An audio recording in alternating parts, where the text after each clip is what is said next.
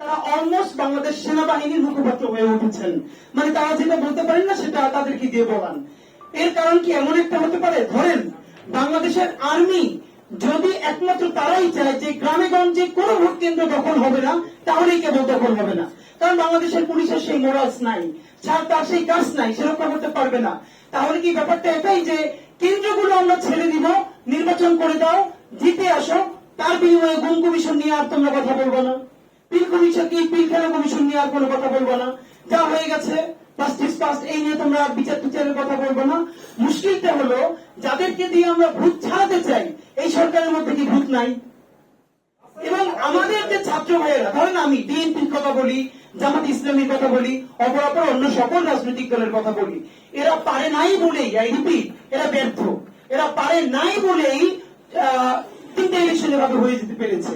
তো এদের শত শত ভুল নিয়ে কথা বলে কোনো লাভ নাই, কারণ এরা তো পারে নাই। কিন্তু যাদের কারণে পেরেছিল, এই যে আমরা ছাত্র জনতা বলি, ছাত্র জনতা কি দুধের ধোয়া? আমরা কি দুধের ধোয়া? মানে যেই সব ছেলে মেয়ে আজ থেকে 10 মাস আগে 250-300 টাকার টি শার্ট পরতো, তাকে ছোট করে বলছি না, আমার লাইফ আমাকে বুঝতে হবে।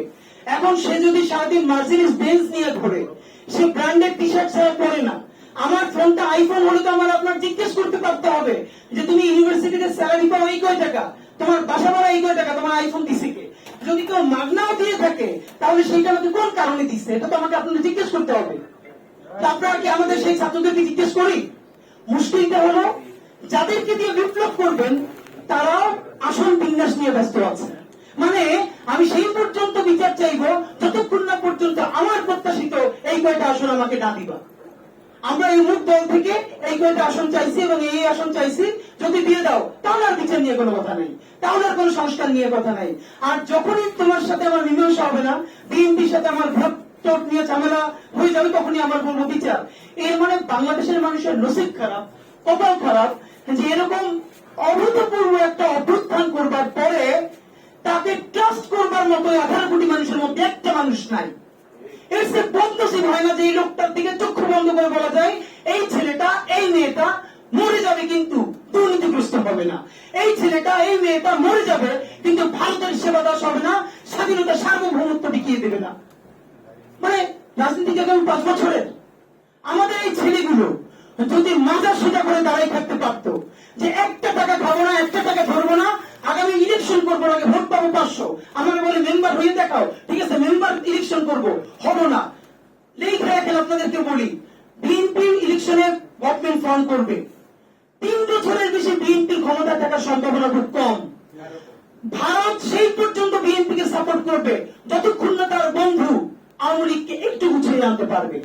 সুতরাং বিএনপি যখন চলে যাবে, বাংলাদেশের হাল ধরবে কে? আওয়ামী লীগ। সেই হাল ধরার জন্য আমাদের হাজার হাজার আবার তরুণ দরকার ছিল, আমাদের কয়েকটা সব ছেলে দরকার ছিল যারা বুক পেতে দিয়ে সততা নিয়ে, যোগ্যতা নিয়ে, সাহস নিয়ে দাঁড়াই থাকবে। সেই ছেলেরা আগামী 5 বছরই এমপি হওয়া লাগবে, আর নইলে বিদেশ যাওয়া লাগবে। এই নেগোসিয়েশন যখন ব্যাকডোরে করে, সে সামনে কথা বললে সেই কথা মানুষ বিশ্বাস করতে চায় না।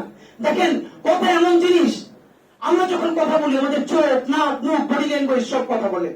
আমাদের বিশ্বাসযোগ্য কিছু তরুণ দরকার, এবং কেউ আমরা অনপয়েন্টের কথা বলতে পারছি না। জুলাইয়ের ঘোষণাপত্রের ব্যাপারে শুধু একটা কথা আপনাদেরকে বলি, কেন যেন আমাদের ছাত্র সমন্বয়ক থেকে শুরু করে সবাই একটা কথা বারবার বলছে, ঘোষণাপত্র না হলে কি হবে, আমাদেরকে ফাঁসি দিয়ে দেওয়া হবে। এইসব হাঙ্কি ফাঙ্কি কথা বন্ধ করতে হবে। মানে কি, আমি খুব ডরাইছি, আমার বাঁচানোর জন্য তুমি একটা ঘোষণাপত্র দাও, নেই আমার ফাঁসি দিবে। তোমার এত ফাঁসি তোমার নামতে হয়েছে কে? তুমি সারাদিন মরার ভয় পাইতেছো, তোমার নামতে বলছে কে? না, এই জন্য ঘোষণাপত্র লাগবে না। আমাদের ভাইয়েরা শহীদ হয়ে গেছে, আল্লাহ আমাদেরকে বাঁচায় দিয়ে রাখছে দ্বিতীয় বিপ্লবকে সফল করবার জন্য।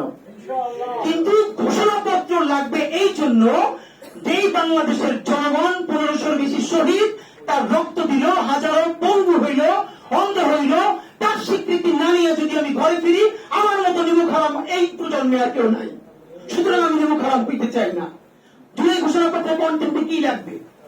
200 বছর আমাদের পূর্বপুরুষ লড়াই করেছে ব্রিটিশদের বিরুদ্ধে, তার কোন স্বীকৃতি নাই। 47-এর প্রথম স্বীকৃতি, 47-এর স্বীকৃতি দিতে হবে। 71-এ আমরা আমাদের রাষ্ট্র বানিয়েছি, ঐতিহাসিক বিজয়। 71-কে স্বীকৃতি দেওয়ার মধ্য দিয়ে আমরা কোনোবারই রাষ্ট্র বানাইতে পারি নাই। 24-এ আমাদের রাষ্ট্র গঠন হয় নাই। 71-এর ভারত, এটা তো এখন ওপেন সিক্রেট, সে বই পর্যন্ত আছে যে আমাদের সংবিধানের প্রস্তাবনা পর্যন্ত ভারতের থেকে লিখে দেওয়া হয়েছে, এখানে জাস্টিস পাবলিশ করা হয়েছে। সারা দুনিয়া আমাদেরকে শেখানো হয়েছে কি আমরা 9 মাসের মধ্যে একটা পৃথিবীর সেরা সংবিধান বানাইছি। না, এটা কোনো সংবিধান ছিল না, দুনিয়ার যেখানে যা ছিল কপি পেস্ট করে এসে প্রিন্ট দিয়ে দিছে। এই জন্য যে সংবিধান, এটা মুজিববাদী সংবিধান, এটাকে লাল কার্ড দেখাতে হবে। সুতরাং আমাদের জুলাই ঘোষণাপত্রে 47 লাগবে, 71 লাগবে। 24-এর শহীদদেরকে জাতির শ্রেষ্ঠ সন্তান হিসেবে ঘোষণা দিতে হবে। আমাদের যে আহত আছে তাদেরকে নিয়ে রাজনৈতিক দলের কি প্রস্তাবনা সেটা জানতে হবে। আমি আপনাদেরকে শুধু বলতে চাই, ইনকিলাব মঞ্চ আগামী সোমবার জুলাই ঘোষণাপত্রের খসড়া জনগণের তরফ থেকে উপস্থাপন করবে ইনশাল্লাহ। আপনারা অনেকে জানেন সেই দিন আর কারো নাম ধরে অথবা কারো মুখের দিকে তাকায় না, আবারও আমরা রাজপথে নামবো। এই সরকারের আমলে অতি দ্রুত, আপনারা জানেন আগামী 25শে জুন জুলাই ঘোষণাপত্রের তারিখ শেষ হয়ে যাবে, 30 কার্য দিবস। কোন মিটিং কোথায়? একটা তো মিটিং হচ্ছে না। এবং আমরা সবাই মিলে রাজনৈতিক দলগুলোর উপরে চাপে, এই তো সরকারকে চাপিয়ে দিচ্ছে রাজনৈতিক দল। কি করবে যে সে সংস্কার কেন করে না? কেন সংস্কারের চাপ দাও এই সরকারের উপর, আর যখনই তোমার আমরা বলি যে তোমরা আন্দোলন করো না, তখনই বই খাতা নিয়ে লাভ দিয়ে পড়ো, না না না আমরা আন্দোলন করছি তো। মানে আন্দোলন করছি তো, এটার স্টিক নিবা, মালিকানা নিবা, কিন্তু সংস্কারের মালিকানা নিবা না। এইরকম কোন ধরনের বোঝাপড়া ছাড়া প্রয়োজনে আমরা বাংলাদেশের জনগণ নির্বাচনকে প্রতিরোধ করবার জন্য, কোন নির্বাচন? বিচার ছাড়া, মৌলিক সংস্কার ছাড়া বাংলাদেশে কোন সেবা দাসের নির্বাচন হতে দেওয়া যাবে না। যদি আগামী মাসের মধ্যে খুনি হাসিনার বিচার হয়ে যায়, পরের মাসে মৌলিক সংস্কার হয়ে যায়, জুলাই ঘোষণাপত্র হয়, জুলাই সনদ হয়, তাহলে আগামী ডিসেম্বরের আগেও নির্বাচন হতে আমাদের তো কোনো বাধা নাই, বরং আমরাও সেই ইলেকশনে পার্টিসিপেট করবো ইনশাআল্লাহ। সে পর্যন্ত জুলাই ঘোষণাপত্রের আওয়াজ জারি রাখতে হবে। বাংলাদেশ জিন্দাবাদ, ইনকিলাব জিন্দাবাদ।